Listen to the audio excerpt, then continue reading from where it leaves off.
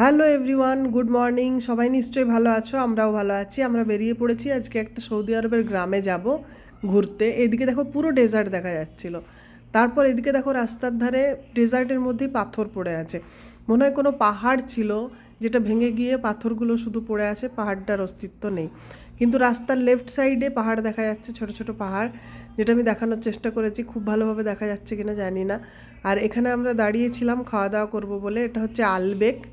Albaik হচ্ছে একটা খুব বড় ফুড চেন সৌদি আরবের। আর এরপরে আমরা খাওয়া দাওয়া করে যখন রাস্তায় বেরিয়েছি তখন দেখছি প্রচণ্ড ধুলোঝড়।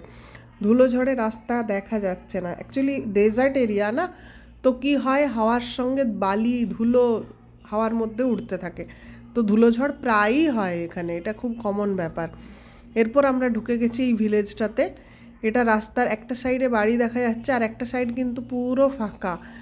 জেদ্দাতে যেরকম মানে একদম জ্যাম, সারা সময় গাড়ি যাচ্ছে রাস্তায়, বাড়ি, এখানে কিন্তু এরকম না, বেশ ফাঁকা, বেশ নিঃশ্বাস নেওয়া যাচ্ছে। আমার তো খুব ভালো লেগেছে গ্রামটা।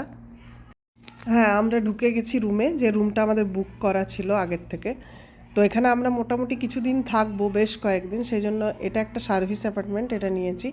এই রুমটাতে আছে একটা ডাবল বেড, দুটো সোফা, একটা আলমারি, আর একটা হচ্ছে গিয়ে ড্রেসিং টেবিল।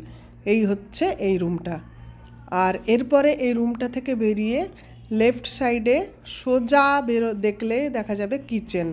কিচেনে আছে একটা ডাইনিং টেবিল, আর আছে একটা মাইক্রো ওভেন, একটা গ্যাসের চুলা, আর আছে গিয়ে হচ্ছে একটা ফ্রিজ। এটা মোটামুটি মোটামুটি সবই আছে কিচেনে, যা যা দরকার, তো প্রবলেম নেই। এরপর আরেকটা রুমে হচ্ছে গিয়ে আছে দুটো সিঙ্গেল সিঙ্গেল বেড, একটা সোফা, একটা সেন্টার টেবিল, আর লাগানো আছে ওয়ালে একটা টিভি এন্টারটেনমেন্টের জন্য। আর সামনে একটু এগিয়ে গিয়ে আছে একটা ওয়াশরুম। আজ এটুকুই, দেখা হচ্ছে পরের ব্লগে, বাই।